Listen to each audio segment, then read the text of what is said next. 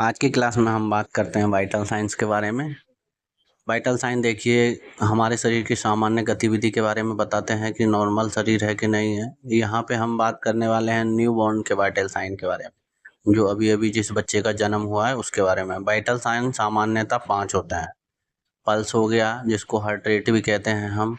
दूसरा हो गया हमारा रेस्पिरेटरी रेट, श्वसन दर। तीसरा टेम्परेचर हो गया। चौथा हो गया ब्लड प्रेशर, रक्तदाब। और पांचवा हो गया पेन, जो बहुत इंपॉर्टेंट है, पूछा जाता है पांचवा वाइटल साइन। नॉर्मली 4 ही याद रहते हैं लोगों को, पांचवा पेन याद नहीं रहता।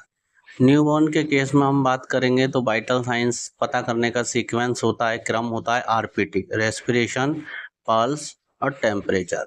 ठीक है, इसी सीक्वेंस में हम पता करते हैं।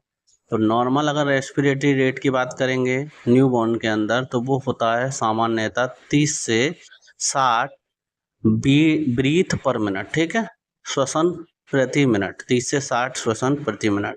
पल्स की बात कर लेते हैं तो पल्स हमारा सामान्यतः होता है बच्चे के अंदर 120 से 160 बीट पर मिनट। ठीक है, कितनी दर होता है? 120 से 160 बीट पर मिनट होता है।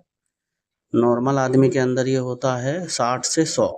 न्यूबॉर्न के केस में 120 से 160। वहीं बात करेंगे हम टेम्परेचर की, तो टेम्परेचर होता है 36.7 से 37.5 डिग्री सेंटीग्रेड। ठीक है, ये हम सेंटीग्रेड में नोट किए हैं, सेंटीग्रेड याद रखना है आपको।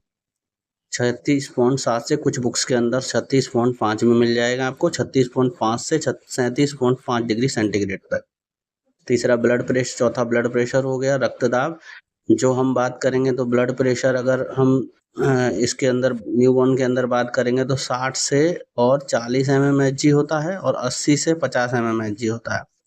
मतलब अगर सिस्टोलिक डायस्टोलिक में निकालेंगे तो 60 से 80 तक जा सकता है, और अगर बात करेंगे डायस्टोलिक में तो 40 से 60 से 80, 40 से 50 तक जा सकता है।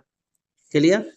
तो सिस्टोलिक की बात कर रहे हैं, 60 से 80 तक जा सकता है। और सेपरेट पूछ लिया जाए कि सिस्टोलिक, नॉर्मल सिस्टोलिक कितना जा सकता है, 60 से 80 mmHg। ठीक है, डायस्टोलिक की पूछ लिया जाएगा, डायस्टोलिक कितना जा सकता है, तो डायस्टोलिक देख लीजिए, डायस्टोलिक जाएगा आपका 40 से 50 mmHg। क्लियर?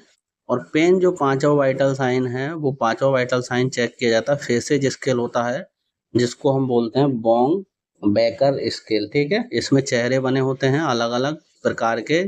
बच्चे के चेहरे को देखकर पता किया जाता है कि उसको कितना दर्द है, कितना पेन है। तो ये पेन जो है हमको एक स्केल से पता, क्योंकि वो अपने से तो बता नहीं सकता। ठीक है,